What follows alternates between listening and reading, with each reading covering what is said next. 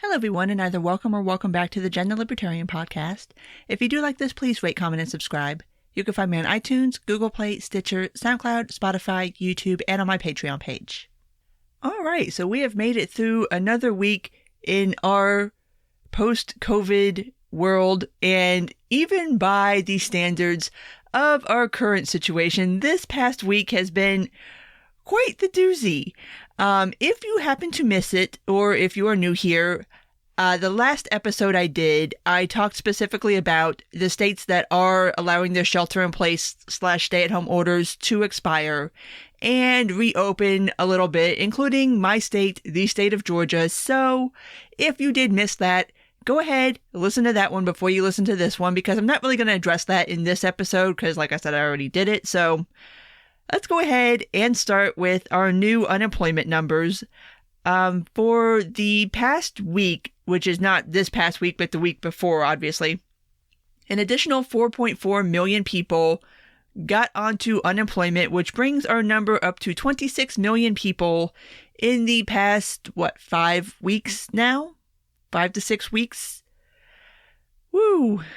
I mean, it's slowing down. That's hopeful, I think. But yeah, that's still a lot of unemployed people.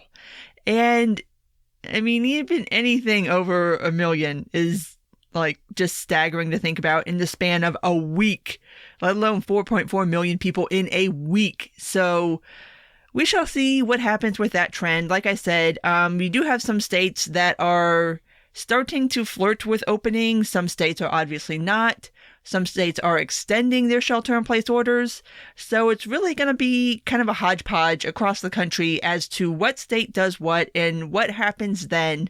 So I will cross my fingers. And as always, if you are one of the people who now find yourself in the unemployment line, good luck to you. I hope it goes well for you. I hope you were able to get your money. And I hope that this all kind of works itself out sooner rather than later so you can get back to work. But anyway, moving on to a whole bunch of Trump nonsense this week. And we're going to start with immigration. Trust me, we will get to injecting bleach. We will get there, but I want to take this in chronological order because the injecting bleach part has kind of overshadowed the immigration part that happened earlier this week. So Monday night, Trump had tweeted out, apparently of his own accord, because nobody in State Department, Department of Homeland Security had any freaking clue what the hell he was talking about when he tweeted this out. But he tweeted out that he was going to be suspending all immigration into the United States. Full stop. That was the tweet. So obviously, lots of us were incredibly concerned about that because, yeah, that's not really something that the president should be deciding unilaterally by himself. I mean, that should be something that, if you are going to pursue it, should happen through Congress because of separation of powers and Congress writes laws, including immigration laws. Anyway, so what ended up happening is Trump signed an executive order that took place as of 11:59 p.m. on April 23rd. So this is the current immigration rules in effect for visas. And before I get into this, I want to do like a quick little explainer about how the visa program works in this country, kind of like a broad overview so you can kind of understand this. Overall, there are two kinds of visas one can get to come into the United States. There's temporary and there's permanent. This order deals solely with permanent visas. This does not deal with any of the temporary visas that are available. So permanent visas have always been, and especially in the Trump administration, very, very, very difficult to get under the best of circumstances because it's something where you're saying that you are planning to move to the United States and to live here permanently. So the bar is very high. Even before we did this right here, that per Trump's tweet was meant to protect American jobs and American citizens and hooray for USA, and that this is supposed to somehow also stop the spread of COVID. But let's go over who does get exempted from this and who does not. So who the executive order covers. These are the people who, as of right now, cannot get permanent visas to come into the United States. Parents and adult children of U.S. citizens, spouses and children of legal permanent residents, diversity visa participants, and all employment-based visas except for EB-5 investor visas and temporary visas, but we'll get to that in a moment. The EB-5 investor visa is for people who wish to move to the United States permanently and have X amount of assets that they plan on investing in American companies.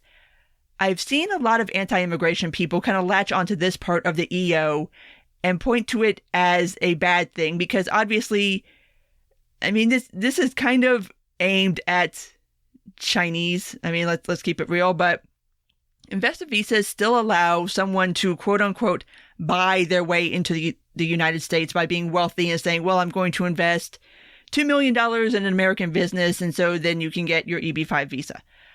I saw Ann Coulter go off about this, and I mean, there's only so much you really want to do with immigration right now, and this EO is not good. Do not get me wrong, this is not good, but this is definitely a lot less bad than it could have been. But let's go to who it does not cover. It does not cover refugee or asylum seekers. That being said, we have effectively already ended both of those programs through various other bans, like closing down the borders. Obviously, if you cannot enter the United States, you cannot apply for refugee or asylum status, so that's pretty much been shut down anyway. Any temporary visas, which include not only worker visas, but student visas, tourist visas, basically any visa that just allows you to be in the United States for a specific period of time. It does not include the H-1B visas. Those are the temporary guest worker visas, typically for farm workers, low-skilled labor, stuff like that. That has been a bone of contention with the anti-immigration crowd, that those were not included in the visa ban. But for obvious reasons, you really don't want to do that right now either. Any immigrants abroad who already have a U.S. visa or travel document, so if you are not a legal permanent resident or a U.S. citizen, you're here on a visa, but you happen to be outside of the country right now, you can still get back into the country. You're not locked out of the country. Spouses and minor children of U.S. citizens, which is a really weird kind of setup on this, because if you remember, spouses and children of U.S. citizens can come in. Parents and adult children of U.S. citizens cannot. So, it's kind of a weird situation there. I don't know why spouses are good, but parents aren't, aside of, I mean, I guess if you want to make the argument about marriage, obviously minor children, that's different than adult children. Once you reach the age of 18, your parents can't apply for a visa for you anymore anyway. You have to do it yourself, so that kind of makes sense.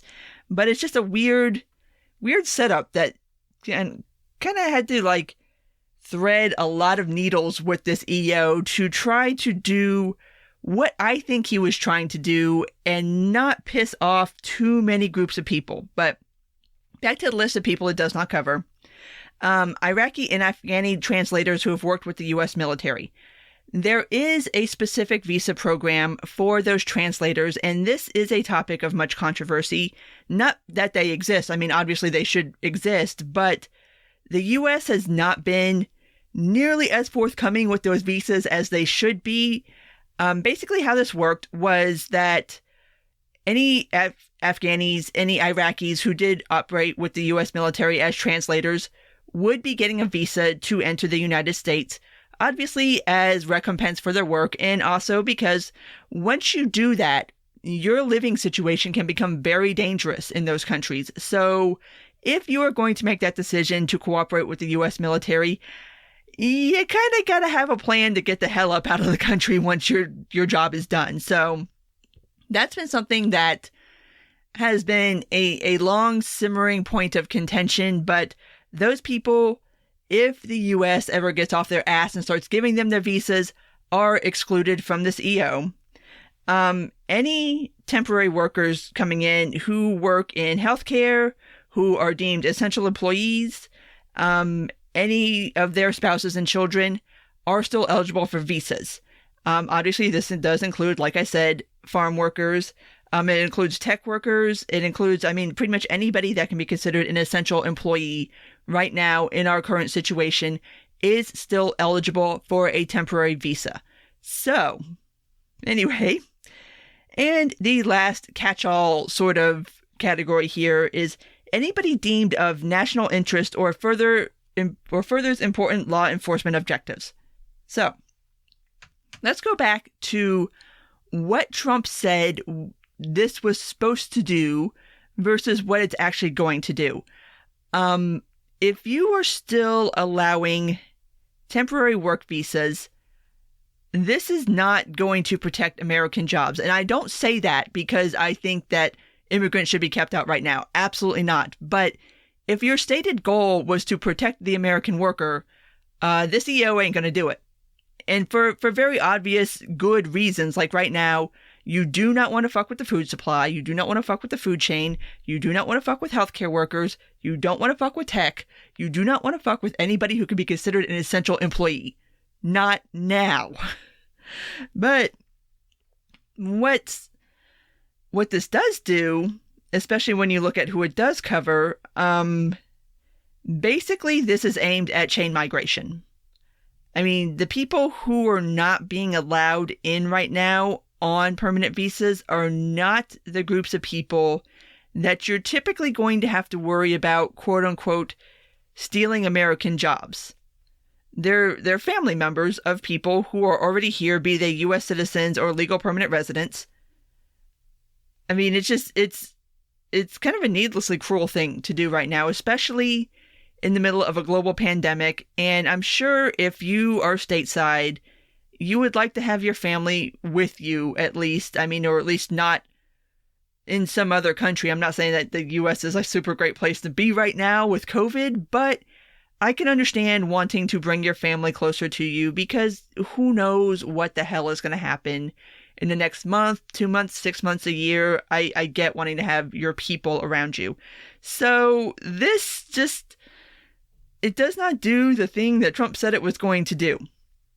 Another category of people that are excluded, and a lot of people were worried about this when Trump made the initial tweet. Anybody who is within the United States and is already in the system and is applying for adjustment of status to upgrade to a temporary visa or a permanent visa is excluded from this system. So that kind of takes care of that, because a lot of people were worried about, well, where does this leave people who are currently in that system trying to do adjustment of status? Because as part of the path that you have to take to get legal citizenship is you start either refugee, asylum, temporary visa, work visa, and then you adjust your status as you go on. And also, if you're a legal permanent resident and you're looking to become a citizen, this is part of the process too. So those people are safe. How long is this supposed to last? Allegedly, it is supposed to last for 60 days. However, there's been a lot of immigration changes that have come out of the executive office that were supposed to be temporary and that are still in existence, including the ban on travel from certain Muslim countries that was only supposed to be for 60 days and is still in effect almost 4 years later. So, yeah. And kind of Stephen Miller is already out here kind of letting the mask drop on that whole temporary 60-day thing, because he's out here saying that this is just laying the groundwork for what the administration wants to do, or at least what he wants to do, as far as limiting legal immigration as much as humanly possible. So, again, one more time, in case you haven't heard me say this so many times, this was never about illegal immigration. The whole idea that the Trump administration opposes illegal immigration and likes people who do it right, obviously not.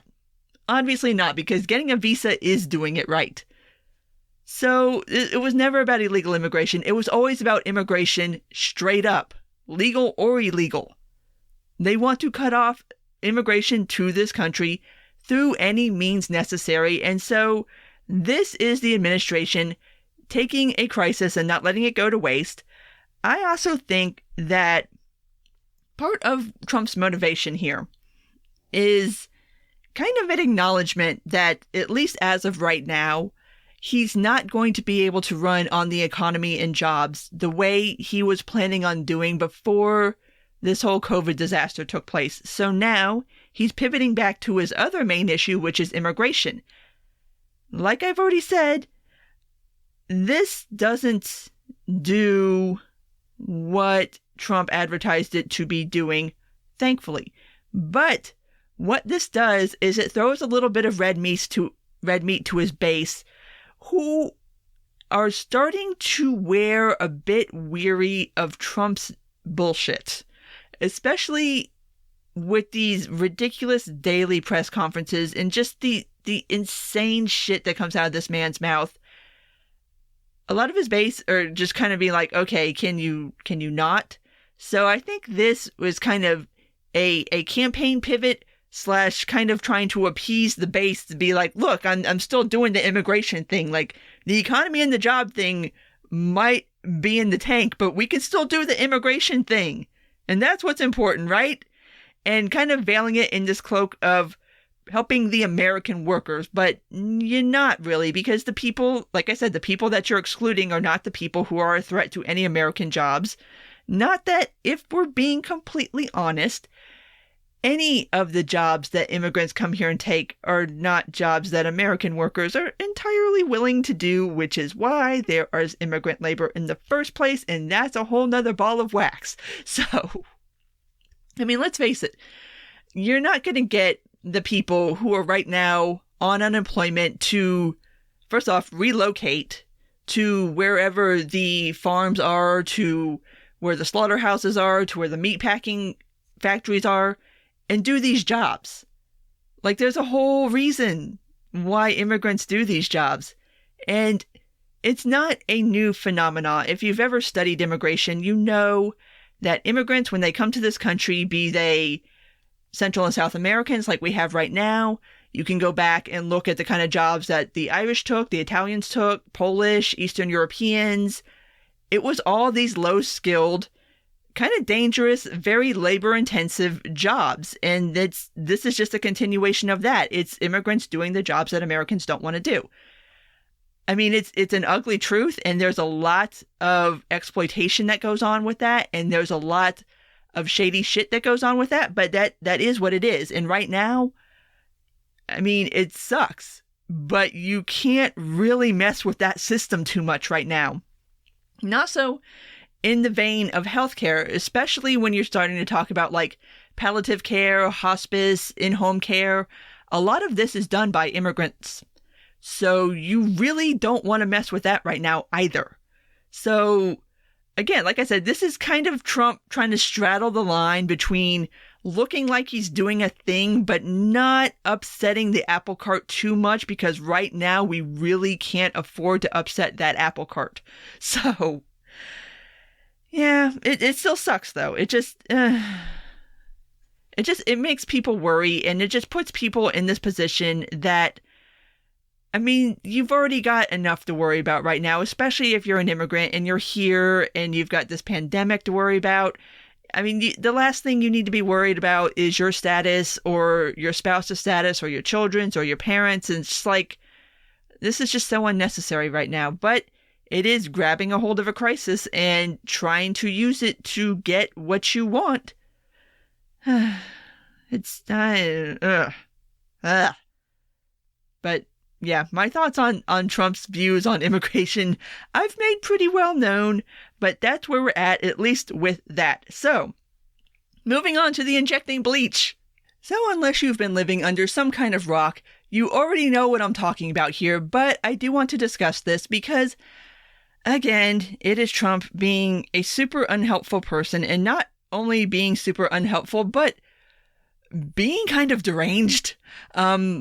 Yeah, there's been a lot of reaction to what he said, and I want to go ahead and read verbatim what came out of this man's mouth, And because some people want to get hung up on context, let me give you the context of what happened right before Trump made these comments in a press conference. I believe it was on Thursday. Like I said, they do these daily. I don't understand why. There's nothing he needs to talk about on a daily basis.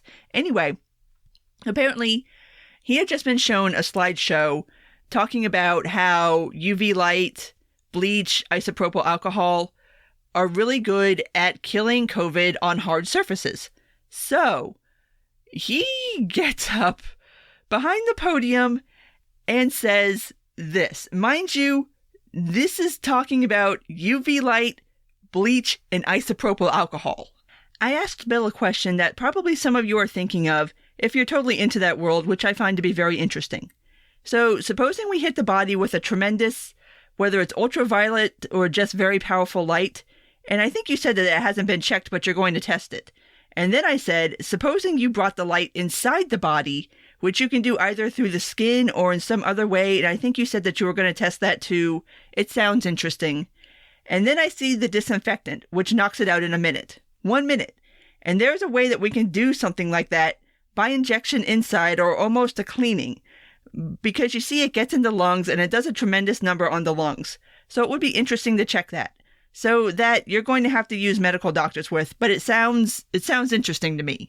And it just occurs to me that I should have read that in a Trump voice. I'm sorry, missed opportunity, but it's pretty clear that the man said that we should figure out a way, first off, to get massive amounts of UV light inside the body.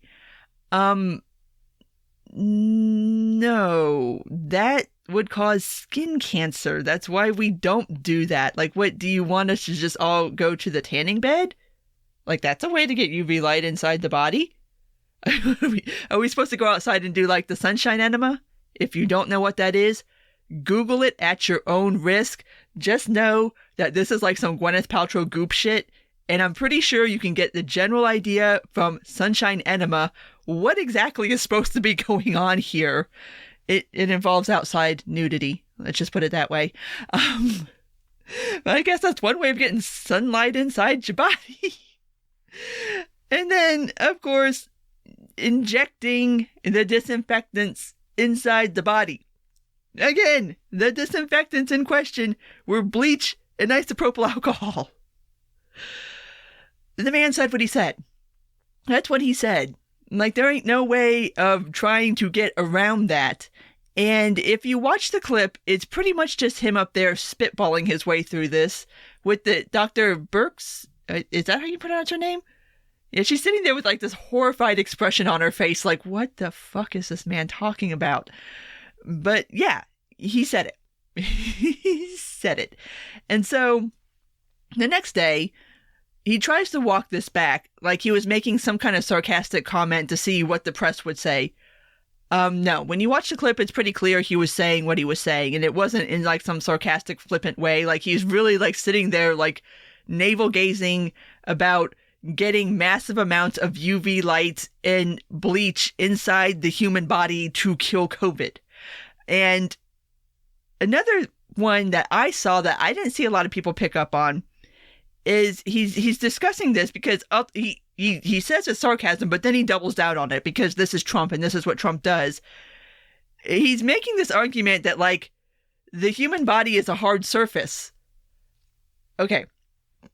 All of you are very smart people, so I'm sure I don't have to tell you this, but no matter how much time you spend in the gym, the human body is not a hard surface. Please do not rub bleach on your skin or put it inside your body. Obviously, you can use isopropyl alcohol on your skin.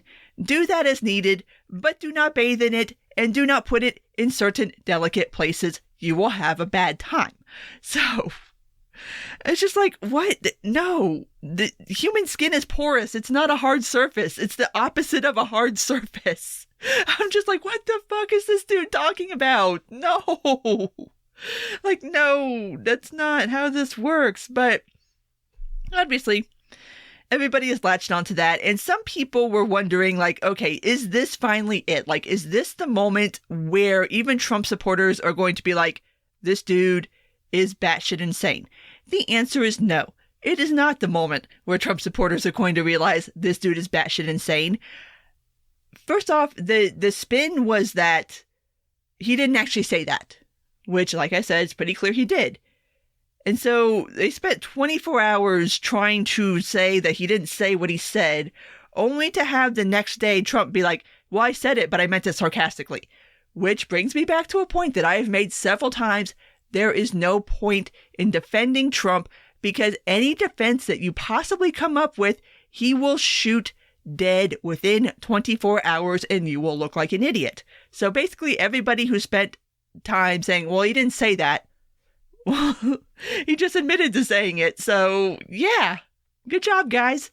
But of course, there's people trying to minimize it and being like, well, no, he said you got to do it with the doctors. I'm like, okay, so I'm supposed to go to the doctor and have them inject a bleach in my lungs? Like, that's not better. That's not any better. That doesn't say that he didn't say that. But yeah, these pressers are just getting more and more unhinged. And like I said, I don't watch them. I mean, there's no point. There's absolutely no point, because there's no useful information coming out of them. But it is clearly getting to a point where we're going from annoying to useless to potentially dangerous. There have been reports of spikes in people calling up their local, like the poison control centers. That seems to kind of be a bit of fake news, because people seem to be using numbers from March to make these stories anyway. It's just still like, some jackass is going to try to drink bleach. It's just like, oh my God, no. Anyway, that is the nonsense that came out of this man this week. Oh, who knows what next week is going to hold. There's been rumors flying around that maybe they're going to stop doing the daily press conferences, or at least kind of draw back on them a little bit, which, please, dear God, please make it stop. It's clear that there's nothing of substance coming out of this, except for those of us who like to make up memes about injecting bleach. So, another thing that we did get this week is we have gotten, officially, yet another stimulus bill. Because apparently spending $2 trillion on a stimulus relief package, whatever the hell CARES was supposed to be, got us about 3 weeks. $2 trillion for 3 fucking weeks. And so now we have a new one that has officially been signed into law. Another $484 billion. And so what are we getting for this $484 billion? We have gotten $321 billion put back into the Paycheck Protection Program, which that is the program that gives the loans with the strings attached. That's the program where small businesses can apply for loans through their banks, then goes through the SBA. But if you get that money, you have to spend, I think it's still at least 50% of it on payroll. And if you do that, then the loan is forgiven, but if you don't, then you have to pay back the loan. How this went down with the first round of funding, essentially when the CARES Act was written for PPP, for these SBA loans, for the grants, which there's grants and then there's loans, there's a two-tiered system here. There was no means testing. It was just first come, first serve. So obviously, larger firms who have better accountants, better tax people, got in line first, pretty much hoovered up all the money, and then there was a lot of smaller businesses who were left basically with nothing because they ran out of money. Like, it was within a week of the program being up, it was depleted. And there's been a lot of controversy about who got what, and whether those companies really should have been applying in the first place, whether they should have gotten anything at all because they actually have reserves in the bank. They're not in the situation that a lot of small and medium-sized businesses are, where they don't have any assets that they can draw on. So, yeah. To the best of my knowledge, PPP is still not going to be means tested. So how long it'll take to go through this $321 billion will be really fascinating to watch. Maybe it'll last a week and a half. Who knows? But so we got $321 billion for that. $60 billion in economic disaster loans for small businesses. That's the other half. Those are the ones that don't have strings attached. That's the stuff that you could theoretically use for whatever it is that you want, whether, obviously pay rent, pay your vendors, do whatever it is that you want to do with that money. $75 billion in emergency relief for hospitals. I'm not entirely sure what that's supposed to be paying for, but there it is. And then $25 billion to ramp up testing within the United States for COVID. There's nothing in this second package that is direct benefit to U.S. residents. So,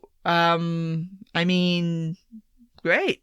We just spent another $484 billion, and it's not going to really help anything that needs to be helped right now. I will take the $25 billion for testing because we need to ramp up testing. Please ramp up testing. But yeah, so I'm sure that given the fact that there is no direct payments in this bill, that there probably will be a third one that will include direct payments to American residents, because this one doesn't. And yeah. Oh my God, how much money are we going to spend on this? And we don't have any money. We're broke. This country's broke. We don't have money. We don't have $2 trillion. We're on $484 billion. But like I said, I'm sure if this continues, there will be another one, and maybe even another one after that. But on the topic of workers and payroll, and something that I identified as a problem before this bill was even signed into law, the first bill, and I talked about this when I did my interview with Scott Lincecum, and that is that the original CARES Act, with the way it sets up the federal unemployment assistance and also the PPP loan system and the other loan systems, is that it creates this dueling incentive structure where for businesses and for employees, it's more attractive to be on unemployment than it is to try to navigate this loan system. It's easier for employers to just fire their employees and let them go on unemployment than try to get these loans.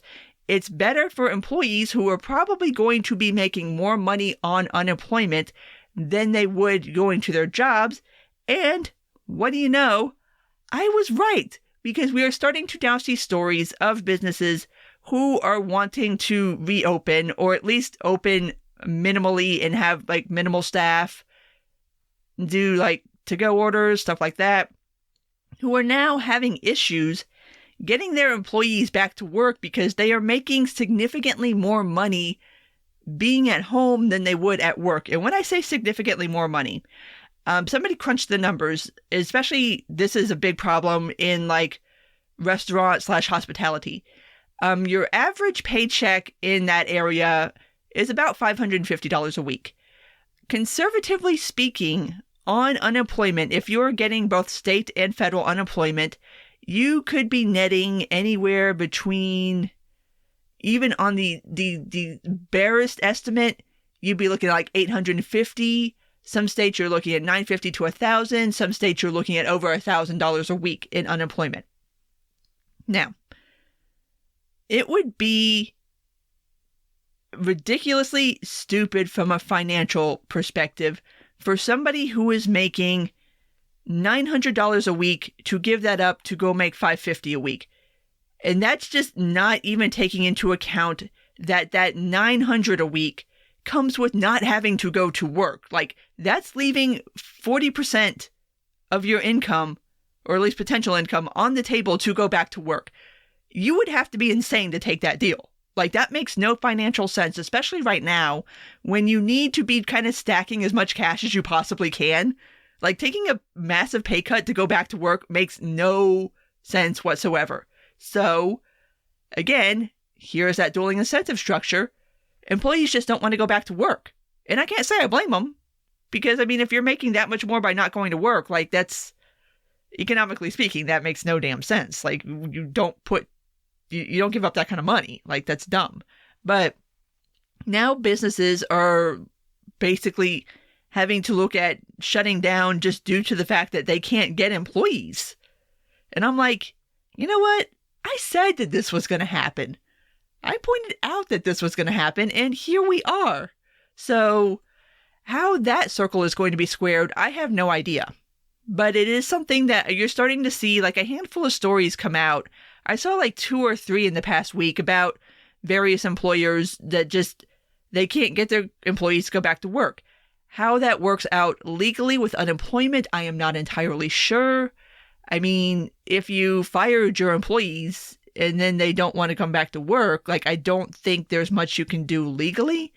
I don't know if there's a distinction legally between firing your employees and furloughing them and recalling them back to work. I'm not entirely sure about all that, but as it stands right now, I mean, if you're on unemployment and you're getting that money, like, if it's more than what you were making going to work, like, you're not going to want to go back to work. Like, that's kind of basic math. Like, no shit, Sherlock. But we shall see how that ends up playing out, because we have a lot of unemployed Americans right now. And I don't know. I don't know how this is going to play out. Obviously, I live in the great experiment that is known as the state of Georgia. So far, it doesn't seem like things are really opening up all that much. I noticed a lot of retail is still closed. Our malls are still closed. Even if, I guess, technically they could be open. I'm not sure how that's supposed to work. Because if you can't have gatherings of more than 10 people, then, like, how is the mall supposed to be open? But then again, like, how is the grocery store open? Because there's always more than 10 people at the grocery store. But there's a lot of murky gray areas right now, especially with reopening and what can reopen and what can't, and how many people can you have in there, and what this and that. And it's just kind of a disaster. But we shall see in the coming weeks how all this ends up working out. We do not have in-dining restaurants yet that will open up on Monday, the 27th. So I think that's really going to be the first real test to see exactly how businesses are going to handle this going forward, especially if you do still have to practice social distancing, if you do still have that crowd limit in place, like how exactly is a restaurant going to operate if you can only have 10 people in it at one time. We shall see. So once I start seeing things, I will let you know what I see. So at this point, I'm going to go ahead and wrap this up. So if you did make it this far, thank you for listening. And if you do like this, please rate, comment, and subscribe. You can find me on iTunes, Google Play, Stitcher, SoundCloud, Spotify, YouTube, and on my Patreon page. Take care, and until next time.